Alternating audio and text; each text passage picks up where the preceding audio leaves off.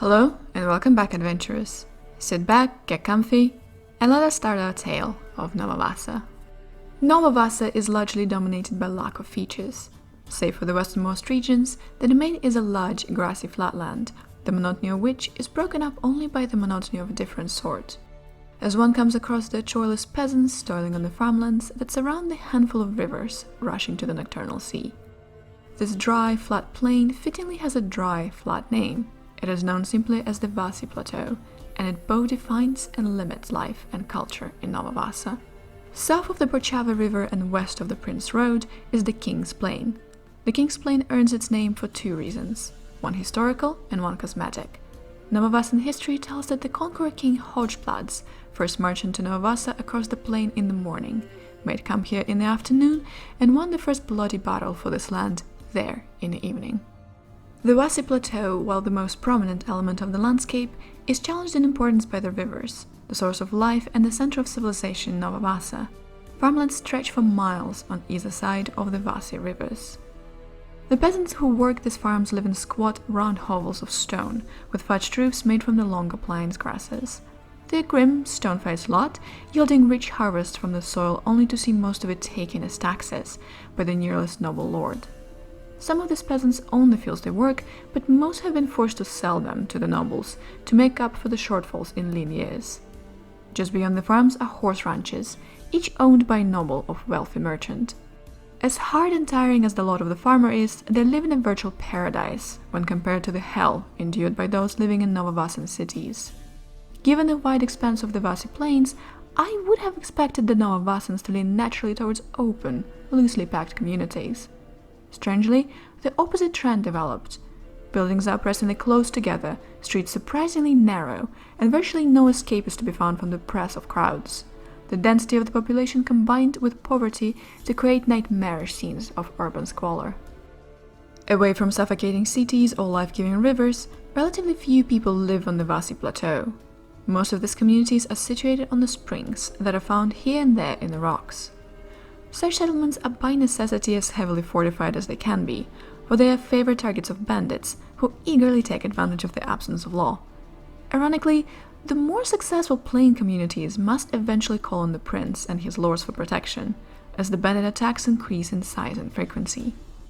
Besides the rivers and springs, the only major bodies of water in Nova Vaasa are the Three Sisters, a trio of lakes northwest of where Ivlis and Volgis rivers meet. The Three Sisters are named for a Nova Vaasan myth telling of the first three daughters of the first man and woman created by the lawgiver. The largest and northernmost of the lakes is Lake Nilseen, after the eldest of the sisters, the first woman to tame and ride a horse. The second largest and westernmost of the lakes is Lake Jensen, after the middle sister, the first woman to successfully grow crops in the soil. The smallest and southernmost of the lakes is Lake Vibek, after the young sister, who was the first woman killed and devoured by a plains cat. Charming. The beastwood covers most of the southern Vaasan foothills and has long had an evil reputation. Before the Grand Conjunction, this forest spilled out the untamed wilderness of Markovia and into Nova Vaasa like an unchecked infection.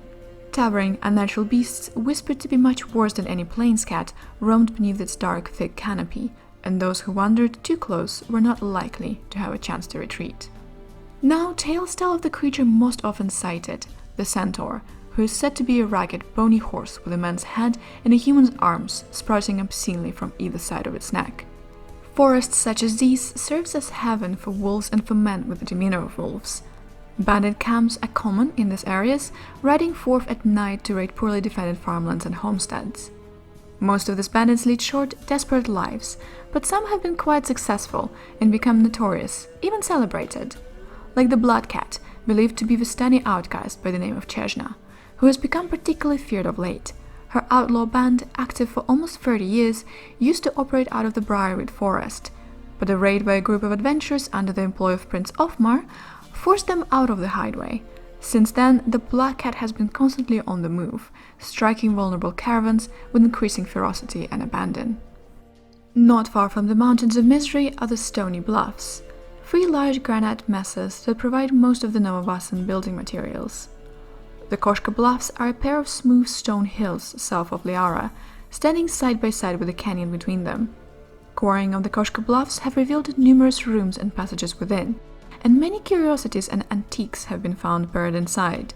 Some suggest that Koshka Bluffs were in fact once giant monuments or tombs built by some long-fallen civilization.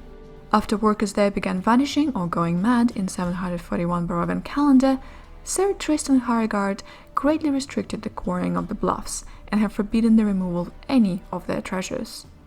The wicked spirit causing their disappearances was put to rest by a party of adventurers, but Sir Harrigard apparently does not wish to risk a recurrence. The dominant plant species in Nova Vaasa are the aforementioned grasses, which cover the plateau from north to south. Beside the grasses, the Wassey Plateau is home to numerous varieties of wildflowers.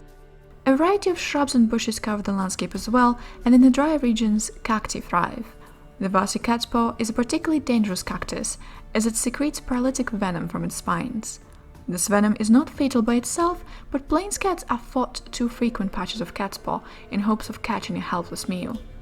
The cats themselves are immune to the ill effects of this poison, more evidence of nature's base cruelty. Any discussion of Wassey fauna must begin with a horse.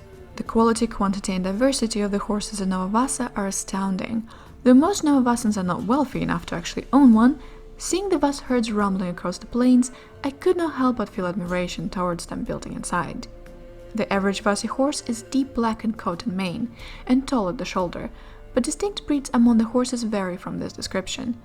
Wassey horses can be divided into 5 major bloodlines, each bred for a specific purpose, be it speed, strength or beauty.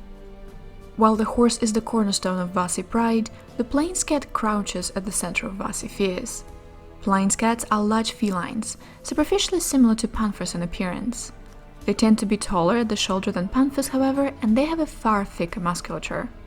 Very rarely, a plains cat with dark red fur will be born in a litter. These blood cats are rumored to be larger and stronger than their kin, and some say they can hypnotize their prey with their golden eyes, fade into invisibility, or even imitate human speech. Nova Vaasans tell tales of many sinister creatures stalking the prairie. Herds of nightmares are said to run across the plateau at night, their fiery manes lighting the darkness around them. Catching a glimpse of them is supposed to herald death or misfortune for the viewer or their loved ones. Finally come the Dode Rider, undead horsemen who silently roam the Wassey Plateau. Dode Rider are thought to be the restless corpses of men and horses who died of thirst or exposure on the plains. Tormented by their lonely, prolonged deaths, man and horse rise again, bonded forever in undeath to wander the same plains forever. The Dode Rider crave living company, but they are surrounded by auras of such fearful melancholy that no living thing can long stand to be near them. Thank you so much for your time, patient listeners. Nova Vaasa nature is as beautiful as it is deadly, so if you wish to see it for yourself, be careful while crossing the mists.